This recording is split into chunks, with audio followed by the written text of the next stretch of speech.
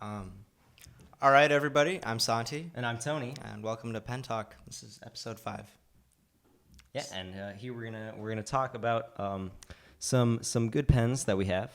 The first one on the agenda is Santi's favorite pen, actually, the Pilot Precise Rolling Ball Extra Fine. Santi, tell us about this pen. So the precise rolling ball extra fine has been my daily driver for the entire scholastic year, and I really put in a lot of miles on these kinds of pens. I bought a 12 pack at the onset of the year. A big commitment. What did you think when you were going into this? You know, I was hunting for pens, and I was surfing the Pilot website, and I saw this pen, with its beautiful sort of beige and blue understated, elegant industrial design, and I thought, yeah, that's a pen I need to know it. And I was looking for something with liquid ink and a really fine tip, and it's almost as if all the stars aligned. And I bought this sight unseen. I'd never experienced one before.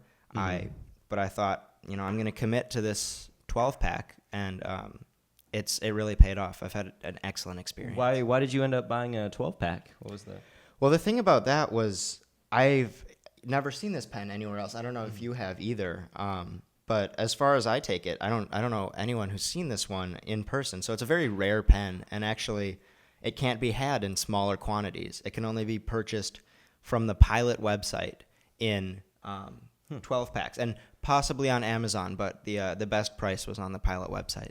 So let's take a look at this pen finally. Absolutely. So it's harkens back to the Pilot Precise V series, which is the ubiquitous black pen. You'll see it a lot. Known for its smoothness and pointy tip. Absolutely.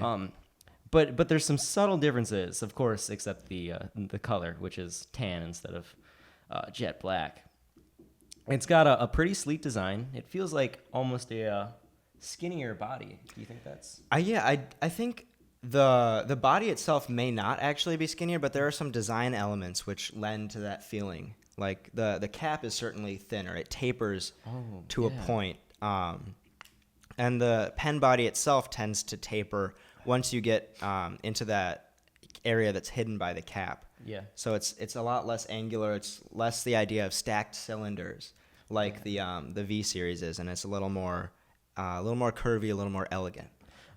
So it's got the sills. It's got the usual silver clip with the Precise series.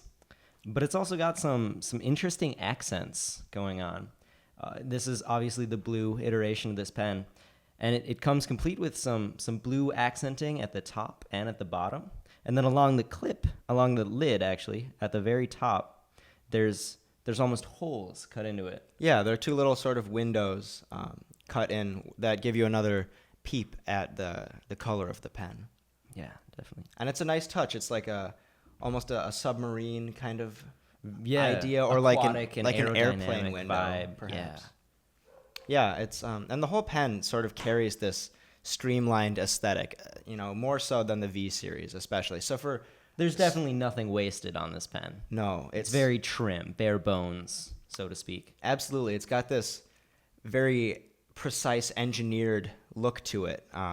It's not overstated. It's very subtle, but it's very elegant and very beautiful in its own right. So let's see what's actually going on under the hood, or under the cap, as it may be. under the cap.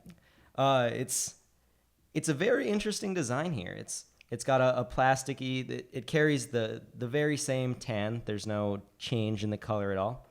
But what's different from this Precise series as opposed to the Precise V series is in the little part under the cap. There's actually a certain concavity to it that curves in and out in the part of the pen that you hold. And looking at it, it almost seems to mirror the same shape present on the G2 silicone grip, but just in profile, not necessarily in girth or in texturing or material for that matter. It's all that same body plastic, but it's a reminiscent shape, certainly. And then finally, once we get up to the tip, there's a little ridges, and it's not like the ridges of the V series, which are almost stacked, ziggurat-like on top of one another. Yeah. But it's a much smoother design. It's very cone-shaped, almost cylindrical in some parts, and very, very angular. Yeah, there are a lot of,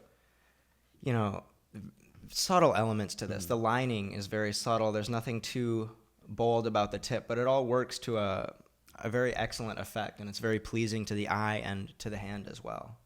One thing I have noticed is that if we haven't really done a right test, we might as well get on with that. We can give it a try. This is one sheet on a hard wood surface. And this is, one of Tony's first experiences with it. I've had plenty of time to build my impressions. Definitely. So I'm going to be getting my first impression of it. So here we go. Let's try to sign the name. And what I do notice is there's a much more audible scratch than what it actually feels like. Yeah, it's a smooth pen with a lot of audio feedback. That tactility is there, certainly, but it's not scratchy at all. And it really lets you know it's doing the work. But definitely like all the other needle tip pens, liquid pens out there, it's gonna, you can tell that it's a needle tip.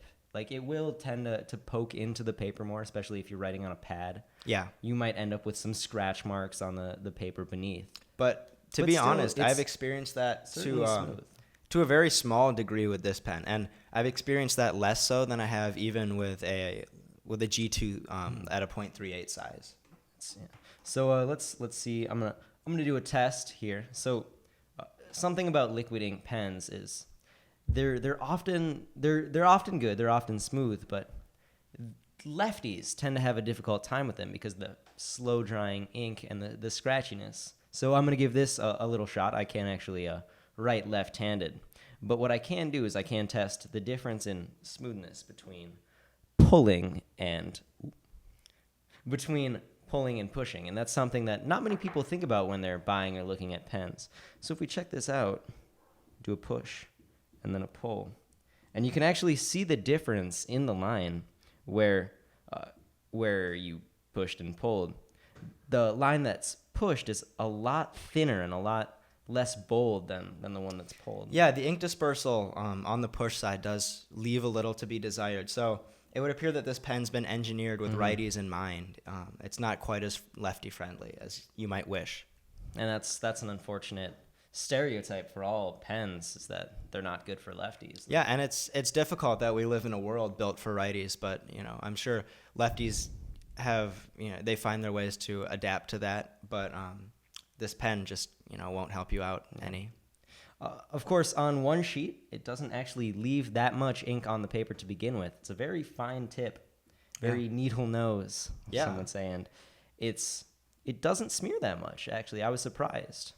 Let's give it a go on the pad. See if there's any change there. Yeah, it's a great writer on hard surfaces and on pads as well. It doesn't tend to deposit too much ink. It doesn't leave too much ink. It doesn't really bleed like a thicker G2 might at a 0.7 or something like that. Many thicker gel or liquid ink pens, it's very, very thin. I think probably sub 0.5 even. But I haven't been able to find how fine it truly is.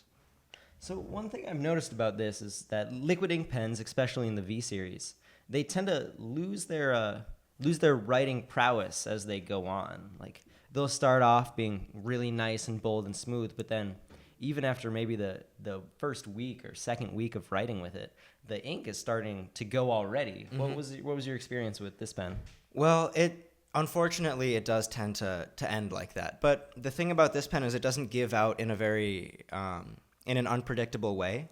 It's the ink delivery sort of starts to peter out, and you get less ink, but it's never inconsistent. It's always very consistent as it gives out. Okay. Over the course of maybe a week or however long it takes. It depends how much you're writing, of course. How long do you think one of these pens would last you? About a month? Or? Well, I'd say about a month. I bought that 12-pack at the beginning of the school year, and I went through 8 pens over the course of the school year. And this was, my heavy daily driver. Obviously, I used other pens. I like to mix up my repertoire. Yeah. It's part of what we do. It's not a one pen guy. Yeah, it's part of being a pen enthusiast, as you may.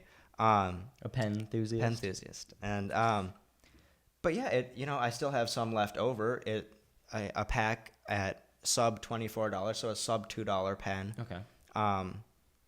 It lasts you how long you would like it to. It's not at the same level of longevity as perhaps a G2, but for a liquid ink pen, certainly it lasts very long. So I'd say it's a worthy upgrade over the V series of precise pens, and it's definitely something worth looking into, if not only for its just beautiful design. So what was the rationale behind it? I noticed you got blue. I assume it comes in other different colors. Yeah, I've seen it came in a black and a blue and a red. So the 3 standard colors. Naturally. Nothing no more exotic colors than that. It's a Well, rare pen. It's a low-key pen. It's not something you can just go to Target or Walgreens and purchase. It's not quite ubiquitous yet, which I find confusing because it seems so trimmed down with it's all the fat cut off that. Yeah. Why Right, there aren't any loud graphics like there are on the V series. There's no big red V.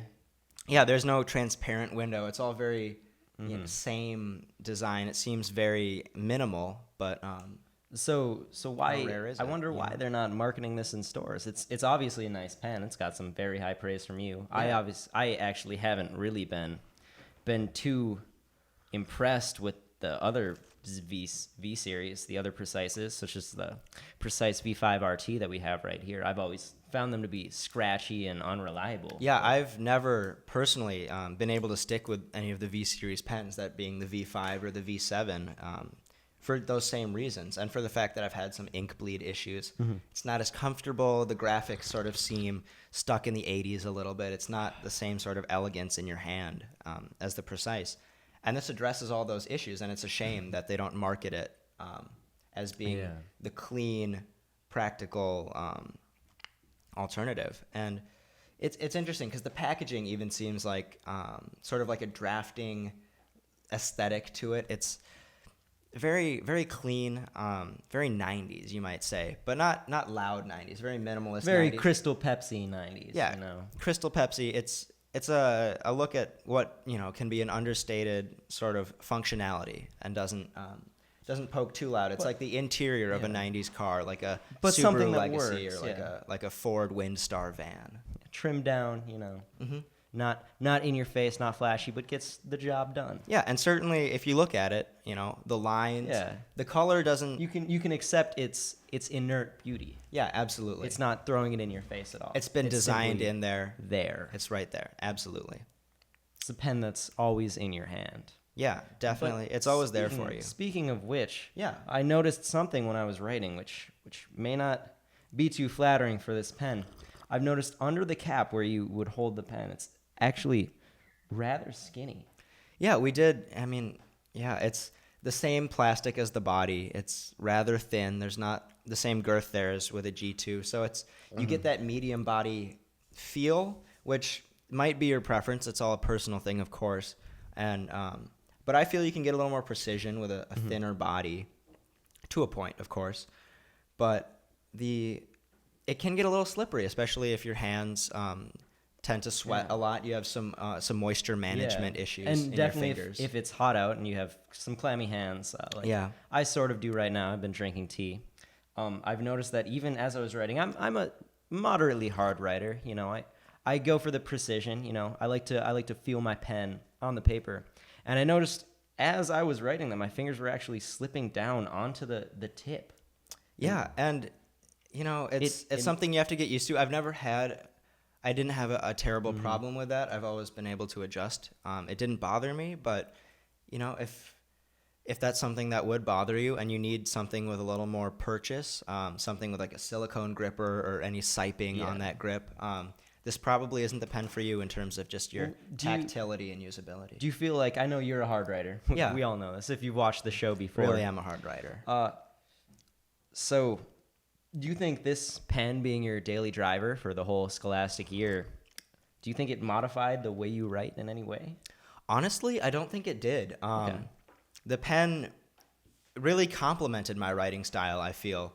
On a pad, it doesn't bleed like a thicker pen. It's just very easy to write with. It's very smooth always. And so it allowed me to maintain my style and my just my daily habits as a heavy writer. And it didn't it didn't fight back. It really just made it easy, and it made me more confident. I wasn't afraid I was going to bleed through. I wasn't afraid I was going to leave any big globs of ink. I'd like to get a side by side between the precise right. series. It's just there's no extra name to it. Yeah, the precise rolling ball. Rolling ball, yeah. Perhaps the original precise. Yeah, the throwback Mountain Dew of the precise series. I haven't been able to really find a ton of information on this, and that's a shame. I wish it was a better known pen. I wish we knew more about it. So, and this is versus a .38 G2. And now I'm trying a .7 blue G2. And we'll try the precise rolling ball. And it's definitely more auditory. That's just first opinions. It's a loud writer, but I love that about it, you know? There's no ink between the tip and the page. It's simply leaving all of it as it goes. Yeah, so there's no possibility of ink boogers that you might need to wipe off on the side of the page. Oh, I could definitely feel that versus the .38 G2. The .38 G2 is a much quieter write, and honestly, in my opinion, a little bit less scratchy just because of the ink that it puts between you and the paper. It's not metal on paper. There's metal a little more on a little bit more gelatinous ink. Yeah. Than the liquid ink precise. And I would imagine that's the case with a lot of gel versus liquid, especially when you come down to those very fine points, is having, and you can see this in ballpoints as well, that extra lubricity leads to a smoother writing experience, but it's all about, there are other factors too, of course. It's, the tactility of it, the feedback through the pen, the feedback through your ears, and other things. It's a whole writing experience. You can't just chalk it up to one element such as touch or smoothness or feel on the paper. Yeah. So as far as the 3.8 goes, I've always had trouble, especially with thicker pads. I've had trouble with tearing through and some scratchiness. And they tend to be a little more hit and miss for me, simply because at such a small point size, those manufacturing tolerances are so much more important. You raise the probability of having a misfit pen when your tolerances are so tight. You're not going to find a scratchy, bold .15 or whatever. Yeah, if there's a variation, if there's a variation of and I guess that is a reason why the bolder pens are so much more popular. You get a safer buy for your money. Yeah, it's a more consistent experience in the hand. It's also, there's quite a visual difference between the blue of this pen and the blue of the precise series. This is a .7 blue, and it leaves actually more on the paper than you'd think. And I don't really know if that's this specific pen or if that's all .7s. Most of the .7s I've have had a similar experience to leaving more ink on the page than you would think. But with the Pilot Precise, looking at just the side-by-side of the ink left on the paper, there's actually a minor color difference. Depending on which one you look at, it's hard to tell which one, at the very raw, the most organic level of the ink, is more vibrant. Yeah, and I'm sure, it's a difficult test because in all likelihood, the tinting of the ink is definitely at a very similar level, but when it comes to that thickness, it does change the sort of feeling of what the writing does. It's more clinical when you have that smaller writing, and with that fatter ink with the fatter letters and lining, you get a more bombastic approach to writing. I can definitely say about the Precise through my days of writing with a modified G2 Mont Blanc hybrid, which I tried out, is that the Precise harkens back much more to the ultra lubricity of the Mont Blanc cartridge. It's got a much darker hue, and lots more tender purples than the other blue. Yeah. It seems to be it's a very different, it's a difficult thing. The inks are different. It's a gel versus a liquid, of course, but they're both water based, both rolling balls. Both Pilot inks. So there are a lot of factors that come into play when looking at the writing itself and looking at, you know, the other experiences revolving around your pen. But I would definitely say if precise is your style, if you like the RT, you know, maybe pull together with a few friends. You don't need to go all in like Santi did here, but you know, find a way to try a Pilot Precise rolling ball. It's a classic feel in a Pilot pen. You know, yeah, it's a great buy. It's a beautiful pen. I can personally attest to its fiddleability all day long. Great clip, great cap. Clip's not coming out on you. It's not going to crack like one of these G2s. Excellent build quality. You know, it doesn't really run. It's a great pen. I'd love for any of you to try it out. Yeah. So now that brings us on to our next segment of the day, which is we have here some assorted oddball pens that we'd like to talk about. Yeah, this is a little remix, if you may, of oddball pens that we've looked at before, but we're going to touch on a few more today. So the first oddball pen that we have is this one right here. It's the Central High School pen stylus and screen wipe combination. So it's, if you can see here, it's got the classic red and black design. Yeah, the red and black livery of Central High School. And these were introduced at Central in the wake of the iPad distribution. So it comes with these extra features for any iPad or tablet or phone user. It's got a stylus for capacitive touchscreens and then the screen wipe that we mentioned earlier. And then the screen wipe almost looks like a stand, but if you unsheath it. Yeah, if you pull it out of its throne. There's one nice silver ballpoint pen. Yeah, and it's kind of a fun thing to pull it out of the screen wipe, like an Arthurian sword in the stone type of feel. It's a smooth ballpoint, you know, it's not bad, but the whole thing is pretty small, almost a golf pencil, like I would say. Yeah, it's golf pencil in the hand, so there's nothing that you should expect. You know, you shouldn't expect the writing quality or writing feel of a longer pen. But at that, it's satisfying. It's not super skinny. You know, you have a little something to hold on to. There's a little bit of ridging at the tip of the pen, which makes it very easy to grip. It's not going to slip in your hands. And if we're talking about the stylus, it's not too bad. You know, it's what you buy. I bought this for $2. It was a fundraising for the Student Class Council, and it's an okay stylus. It's not going to get you the super amounts of accuracy. It's not going to be something you're going to take notes with on your iPad or something. But it's not going to squish too much. You can still get a little bit of accuracy, maybe in Snapchat or something. It's all right. Yeah. So the weird thing about this pen is, of course, the screen wipe. You know. Yeah. Tony has a little more to say on this, as he's lived with the pen for more than I have. I have lived with the pen. I kept it in my pencil case throughout the last portion of the year after I got it. And I must say it's a pretty atrocious design. The screen wipe comes with a little cap. You got to take that off. I don't know what that's for. I don't know if the screen wipe is going to get dirty. But it's a pretty poor screen wipe. It's just got the felt, just sort of trashy, scratchy feel. It might leave more lint than it gets off, and you know, it's just bad. There's no good way. You can't scrub hard. You have to push this down like a big whiteboard eraser or something and go in concentric squares. But and it's a really atrocious design in just the physique aspect of the pen.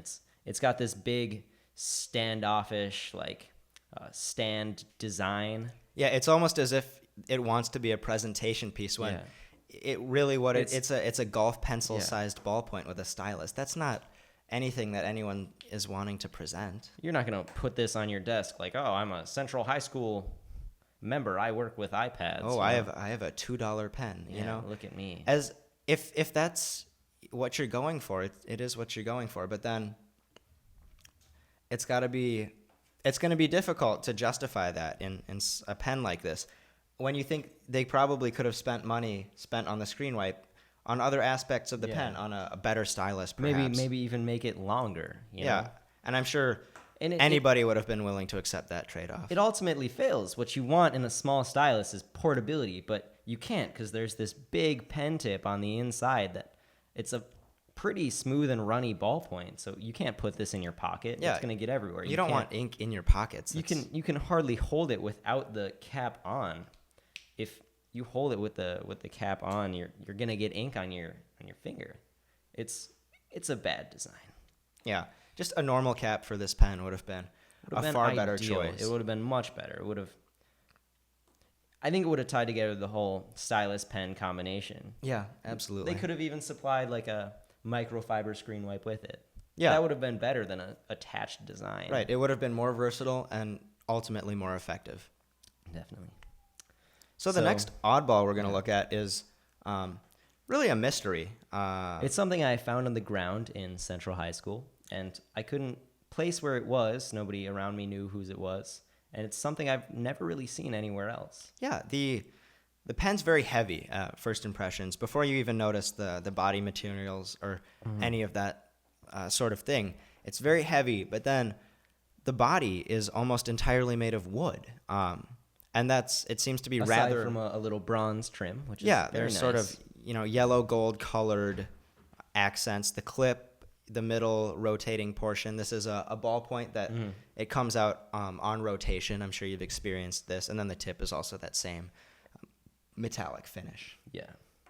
It's great, really. The wooden feel is it's like an old tool handle in your hand. It's And it's truly curious excellent to me why more companies haven't figured this out. Perhaps it costs a little bit more, but a lot of the companies are going to some fake metallic silver design, but still sticking with the plastic one.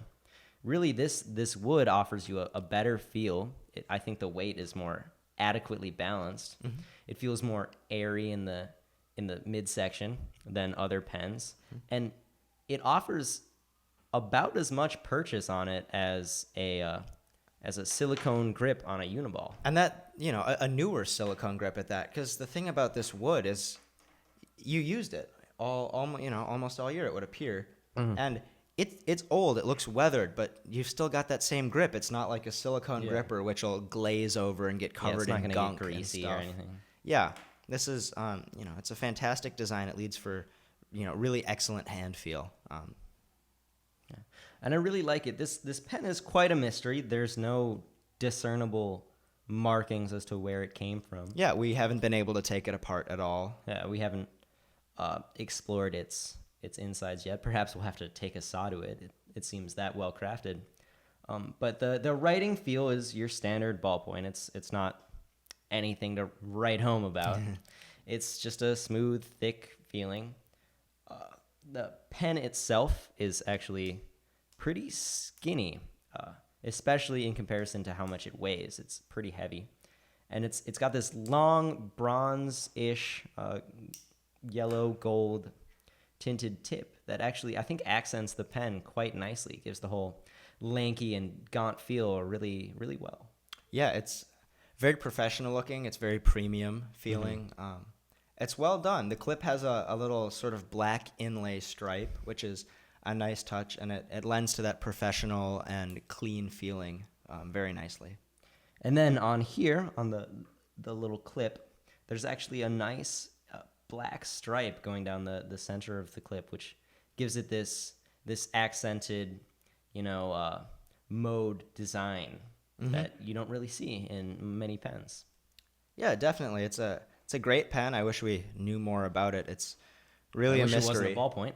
Yeah, if it were a rollerball, if it had the experience of some of our favorite rollerballs, it'd be really excellent, and it'd be definitely worthy of tracking down and including in your everyday repertoire, because it's... Well, when we were looking at Mont Blanc's cartridges, actually most of what Mont Blanc offers, which is, of course, the very high-end pen manufacturers, very ritzy and classy, most of the pen cartridges that they try to offer are ballpoints, which I find very interesting, because to me that seems like the mark of a lesser quality pen. But maybe this itself is a very high quality pen that wants to be bold and be thick and leave a lot on the paper.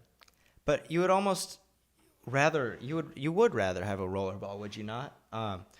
Except, I guess, if it comes to permanence, because an oil-based ink is going to be a little more durable than a lot of water-based inks. I know for check signing, I certainly would rather use a ballpoint or use a Uniball because they have, really famed durable ink for being a water-based ink. Unable to be check washed In the in roller any balls. way. Absolutely. So for check signing or for sending postage, I always tend to use a ballpoint or a Uniball. So maybe it's about the permanence. Maybe it's about the archival quality of the ink. But who knows? It almost seems contrary to what you might think, because the writing experience isn't the same as a rollerball, as a high quality rollerball. Definitely not. It's not as lean feeling. Yeah. It's less scratchy, but there's also less feel of the paper. Definitely. Yeah. And I'm willing to spend more money when it comes to the writing experience than when it comes to, an overabundance of aesthetic presence. Yeah. But this is, of course, just a pen that I found on the ground and couldn't really track down anything. So that's I want to say something about finding pens. If you see a pen, don't just pick it up, give it a try. Well, what's the harm in that? Yeah. You're always exploring. Yeah. Sometimes when it comes to buying pens, buying a whole pack can be a bit of a commitment. It's daunting, truly, because it is. Pens seem so exposable, but then when you go to the store, they're actually fairly expensive. Yeah, they're fairly expensive. And when you find a pen, you realize, that's essentially free money just sitting there, and you can pick it up and snap it up right there. What's the harm in just giving it a shot? And you might discover something fantastic. Yeah. Mm-hmm. So now I think it might be time that we talk a little tea. Yeah, perhaps we can talk a little tea. So what was the tea of today, Santi? Today's tea was the Bigelow, and it was the black tea with orange and sweet spice. Oh, okay. So you could definitely tell that I have a little bit left here. I have the ends, which is always a little bit dangerous to drink. Yeah, it usually tends to be a little stronger, quite bitter, drier. I'll give it a tip back. I didn't exercise quite as much restraint as Tony today. I drained my entire cup. It's a good tea. It's very aromatic. You're definitely gonna smell it a few rooms away. Yeah, the spices and the orange lend to that aromatic quality and to your nose's enjoyment of the tea as well. And it's strong. Don't let it steep for too long. We steeped this for 2 minutes using freshly boiled water. So that would be an excellent time. It didn't get too astringent. It's not terribly dry. And of course, that's personal preference. I do tend to like more dry teas. I tend to like more astringent, more tannic varieties and steeps. So I go for a stronger steep. I tend to be more on the other end. I'm a big fan of Tazo green tea. Mm-hmm. I don't know if any of you have tried it. It's pretty ubiquitous tea. Yeah. But I'm a big fan of something it's gonna wake you up a little bit. It's gonna also relax you, though. Yeah, and the thing about this is with a black tea, it's got some more caffeine than a green. It's going to be a little stronger in all aspects. So you need to pay a little more attention and be a little more cautious, especially when it comes to drinking this tea before you go to sleep or anything like that. You're not going to want to do that. Yeah, you don't want to use a black tea as a study aid because that'll sort of propagate some insomnia in you. Perhaps I always go for a green tea as my late night. You got to watch out for a green tea because the such a low caffeine presence in the tea might put it on a slow timer, so you might fall asleep before the caffeine even hits.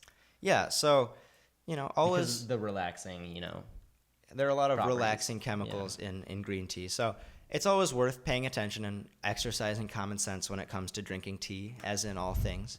This has been a PSA. Absolutely. And so Bigelow black tea with orange and sweet spice. Very easy, very palatable. I am kind of impressed. There's not much aftertaste on this black tea. No. I found that's quite interesting. It was even less so than perhaps a green tea that you would find. Yeah, it is less or an oolong than some green teas, and it's less than various oolongs that I've tried, which is I've tried some very tannic oolongs, and that's tends to be my preference when it comes to tea. As a whole, but on the intensity of as black teas go, this is pretty low on the scale. It's very mild, and of course this was a 2-minute steep. Yeah. But that's about par for the course. You could steep it longer if you want it stronger, or cut it down to 1 minute if you want to go even smoother. So that was tea talk. that was tea talk. Talked a little tea. So now it's time for a new segment that I'm sure many of you are excited for. It's time for us to go on Twitter and answer some of your very own Twitter questions. Yeah, some ink inquiries. Ink inquiries. It's something that we thought of the day before, and we really thought it was a great way to reach out to fans and get them involved in the whole Pen Talk process. Have a little community engagement because we know Pen Talk would be nothing without the fans. All right, so we have our first question from Applesauce7. What are good pens to bring to college? I need good quality, but I also need to buy them in bulk, so I have a lot. #PenTalk @MoistandGirthy. So the thing about this question is it seems I can distill this down to two aspects that she wants. She wants a quality writer. It's going to be college. Your writing is going to count. Yeah, you're going to need to scrawl fast and legible. But she also needs value. So the pen that I would suggest would be the Uniball Stick Micro in Onyx. So the Onyx is a more value line of the Uniball Stick Micro. It's all plastic construction, but it's the same writing experience, the same ball, same cartridge. And it's not a flashy pen. It's got a muted sort of matte black look to it with little accents, much like the Precise. It's got the color on the tip and tail. Yeah, and it's very thin. It's just slightly thicker than a Bic or any sort of generic ballpoint. But it is a roller ball. It's a liquid ink pen, and it's got a tapered tip. It doesn't have a needle tip like the Precise, like the Pilot Precises that is. But it's a fantastic writing experience. Really smooth, smoother than you'd expect from such a budget-looking pen. Very smooth. It leaves a satisfactory amount of ink on the paper. It passes all the tests, like the fast line test with flying colors, and it's Uniball ink. It's great quality ink. You can sign checks. You can send mail with it. It's not going to wash out. And it's cheap, too. These pens can be had for sub 50 cents per pen. Especially if you find them on sale. Yeah, if you find them on sale, that's going to be your best bet. You can get them below 50 cents per pen, which is fantastic value, especially when it writes on the same level as some $2 pens. Yeah.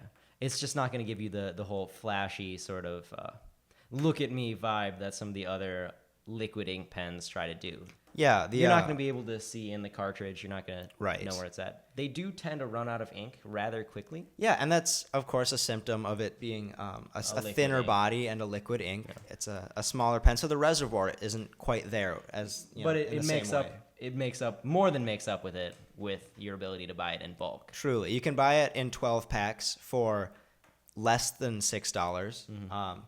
Very easy to do. It's very easy to buy on office supply websites, easy to find in stores. So that'll be easy to pick up when you're at college. You don't need to fly out there with your pens. Oh, watch out! If you do fly out with some pens, you might want to make sure they're not some liquid ink, because liquid ink pens do have a tendency to explode if your plane changes pressures too quickly. Yeah, when it's a closed reservoir like a liquid ink pen, or it's not easy for that pressure to regulate itself inside the pen. You might have a blowout, and this has happened to friends of mine, and it's really a shame. You don't want your pens to die on you like that. You also don't want them to ruin other things you have next to it. Of course, you don't want ink all over all of your belongings. Next to your books. That would be bad. Yeah, so thanks for the question, Applesauce7.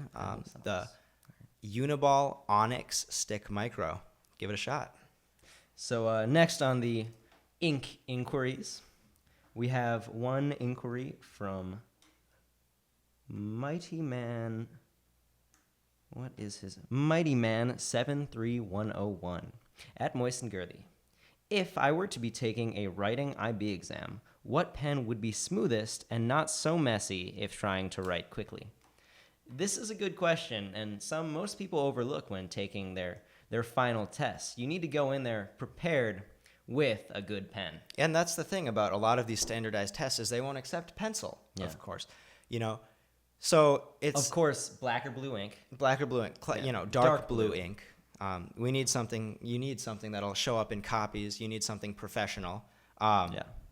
And so if you're not a pen enthusiast, if you're not an aficionado, you might not go in knowing what you need. Yeah. You might be stuck with taking a pen out of the bucket that they have, which is just full of, sort of dying or almost dead ballpoint pens, and you don't want any of that. Yeah, it's a standardized test. You want to give yourself every possible advantage. So the attributes that the Mighty Man wants in this pen seem to be smoothness, fastness, and not messy. So precise and dryness. Yeah. Something easy. And our pick for that would be the Uniball Jetstream. The Uniball Jetstream is, of course, one of Uniball's more innovative designs.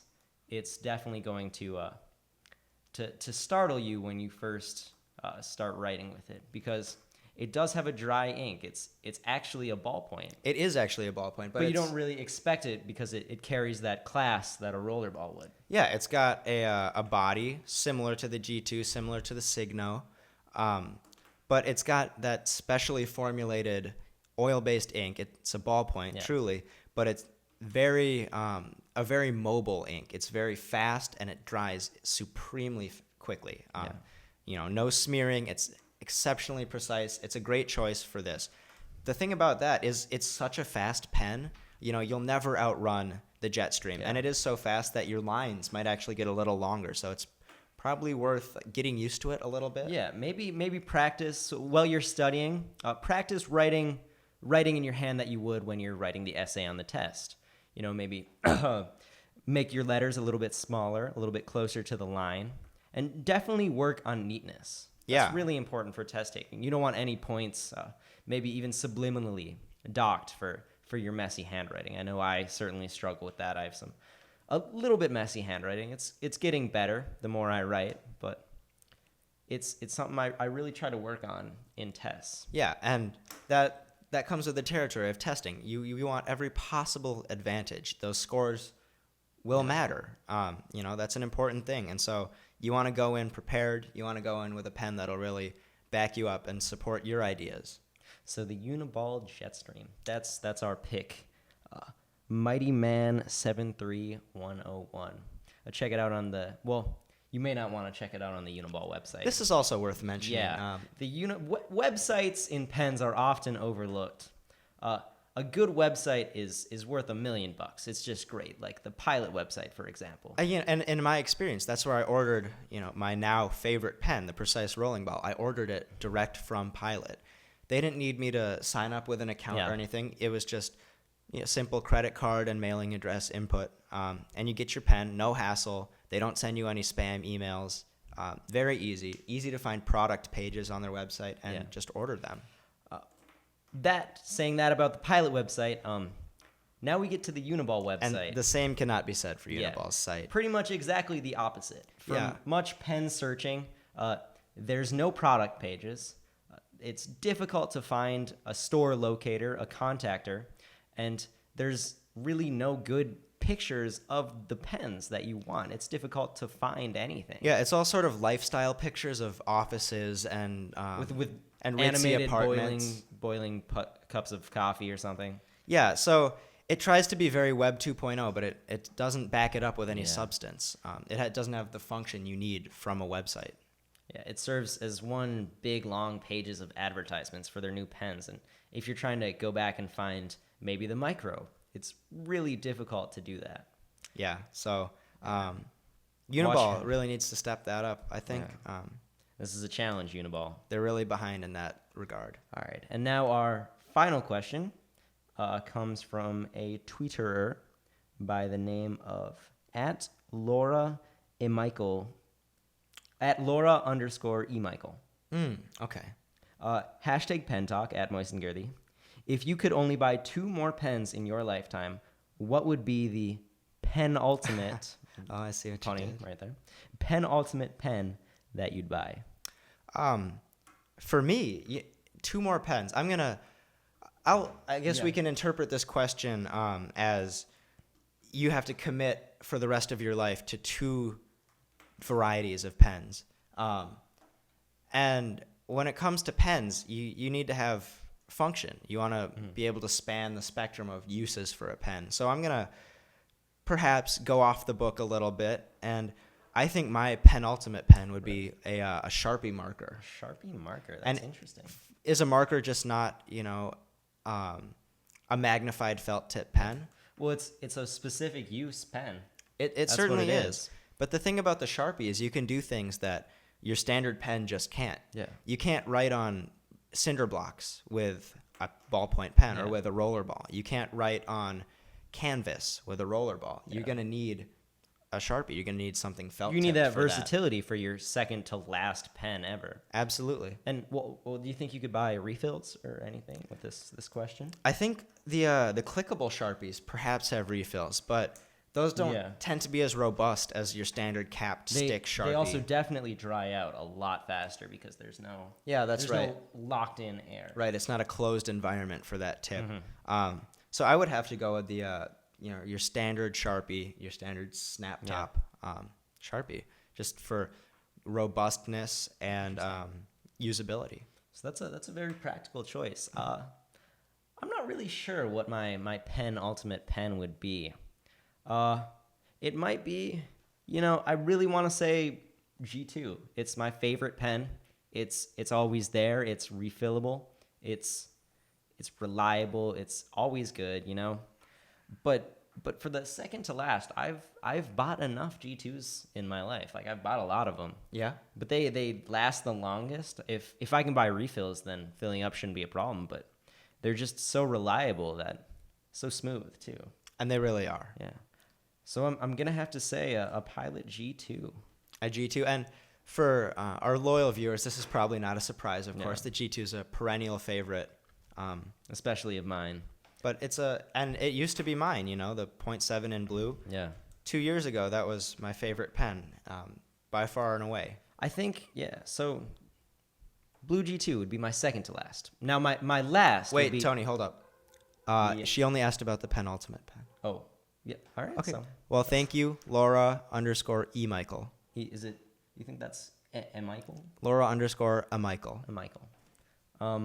So yeah, that was Ink Inquiries. Make sure to tune in to Twitter to find out the latest pen talk action. Yeah. That about wraps up our show today. Yeah. Thank you so much for watching, guys. I'm Santi. I'm Tony. I hope you enjoyed and Keep on writing. See you next time.